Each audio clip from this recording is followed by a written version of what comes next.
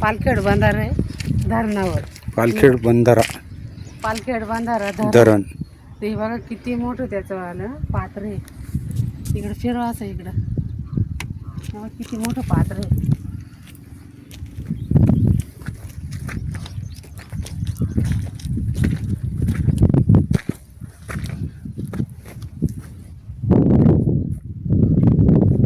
किती मोठं पात्र आहे बघा. हे पालखेड बंधारा धरण दिंडोरी तालुक्यातलं.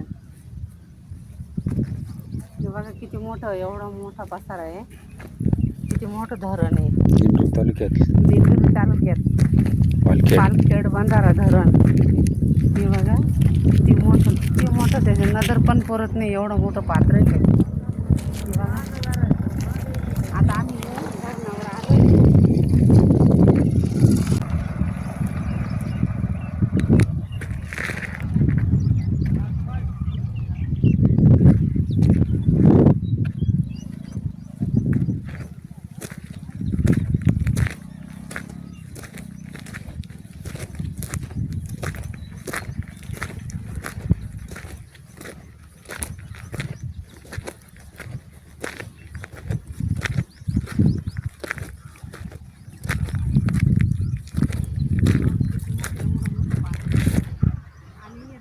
मोरे एवढ्या 14 मोरे बघा.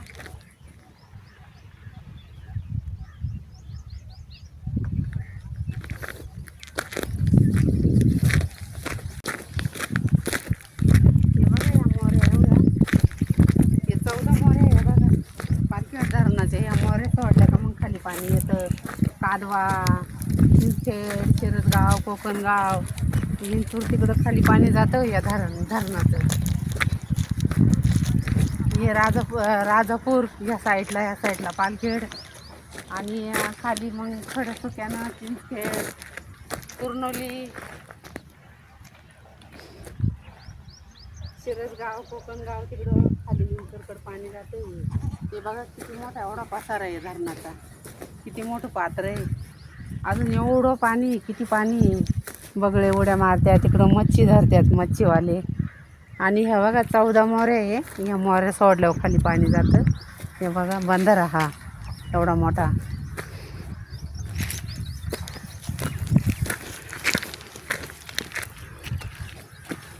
हे बघा या 14 मोरे आहे आणि हा एवढा मोठा पसारा. त्या साईडला पालखेड आहे, या साईडला राजापूर आहे, इकडे खडसुक्यानं चिंचखेड, जोपूर, धामणवाडी, लोखंडेवाडी, मातेरेवाडी, तिकडं खाली खडसुक्यानं चिंचखेड, कोकणगाव, शिरसगाव तिकडं खाली पाणी जाते. हे दिंडोरी तालुक्यामधील पालखेड गाव.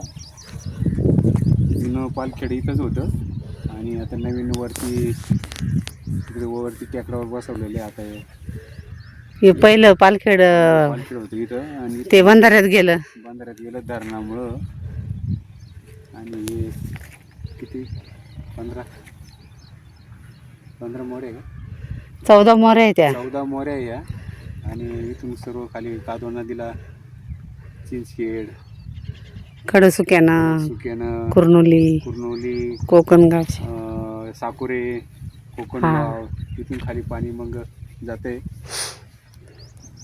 खूप मोठा धरणाचा मोठा परिसर आहे, भरपूर आहे. यावर्षी भरपूर पाणी आहे सध्या.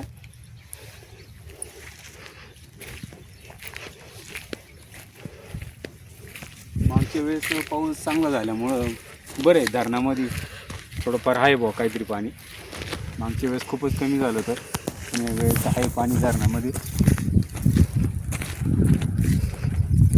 हा भरावा आहे पालखेड बंधाऱ्याचा. लय दिवसानं आलो आपण भराव्यावर. हा बंधारा आहे, खूप दिवसातून आलो, बरेच वर्ष झाली. लहानपणी इकडं दादा दाखवायला आणायचे. पहिल्यांदाच बऱ्याच दिवसानंतर आलो आहे.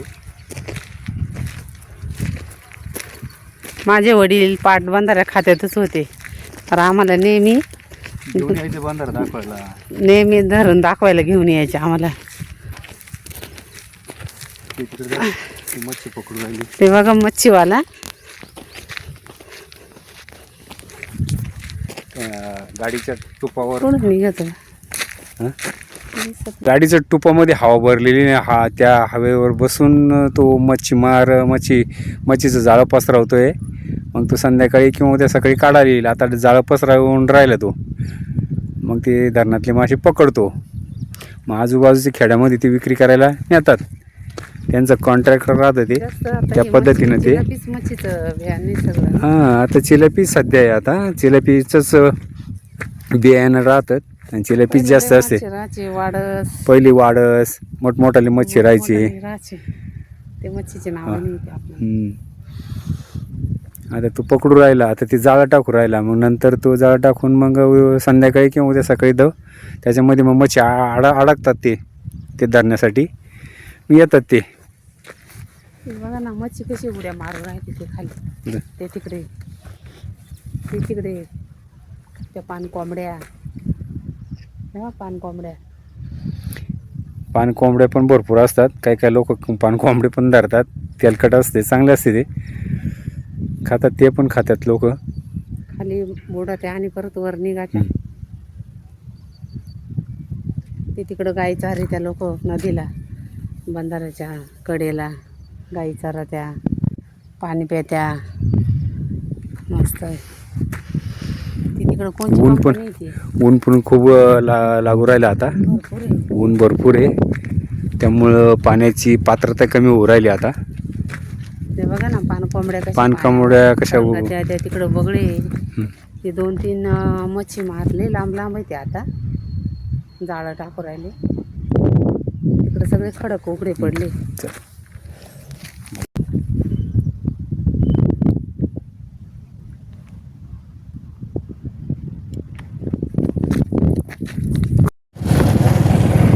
हे बघा आता आम्ही रस्त्यानं चाललोय.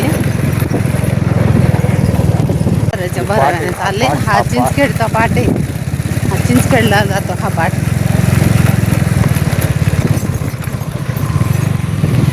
आता आम्ही बंधाऱ्या खालून चाललोय.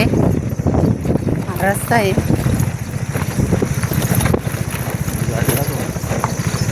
भराव्यानं आता खाली उतरलो आम्ही आणि आता बंधाऱ्याच्या खालून रस्ता आहे.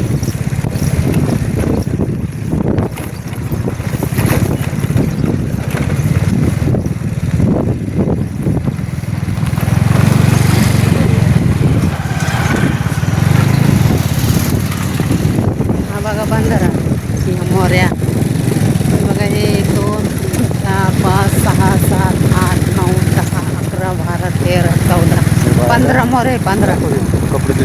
हे बघा बायका कपडे धुत्या बंधाऱ्याच्या खाली. पोरं आंघोळ करत्या. हा बंधारा पालखेड बंधारा. या मोऱ्या पालखेड बंधाऱ्याच्या. आणि हे खाली पाणी सोडलं ना, हे इकडं खडसक्यानं चिंचखेड असं इकडं खाली जातं बघा. सातूर, कुर्नुली, कोकणगाव, शिरसगाव तिथून खाली जातं बघा. हे कादवा नदी आहे. खाली इकडं पाणी जातं. आणि आता हा पालखेड बंधारा डॅम.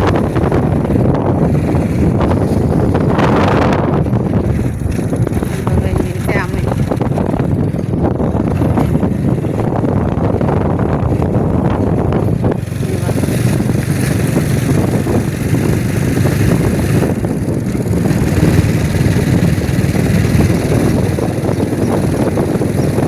पालखेड बंधाऱ्याचा धरणाचा भरावा